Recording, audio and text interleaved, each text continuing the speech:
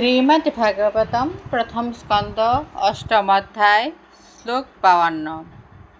यथा পঙ্কেন পঙ্কম্ভ শূরয়া বা শূরাকৃতম ভূতহত্যম তথা এব একম ন যজ্ঞৈ মাষ্ট্রুম অহর্তি।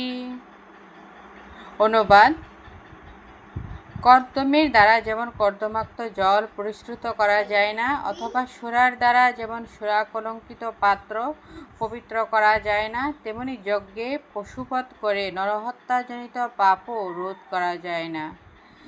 যথা যেমন পঙ্কেন কর্দমের দ্বারা, পঙ্ক অম্ভ পঙ্কিল জল, সুরয়া সুরার দ্বারা, বা অথবা সুরাকৃতম সুরাস্পর্শজনিত অপবিত্রতা, ভূতহত্যাম প্রাণীবধ, তথা তেমন এব অবশ্যই, একাম এক, ন না যজ্ঞই যজ্ঞ অনুষ্ঠানের দ্বারা, মাষ্ট্রুম রোধ করা, অহর্তি সম্ভব।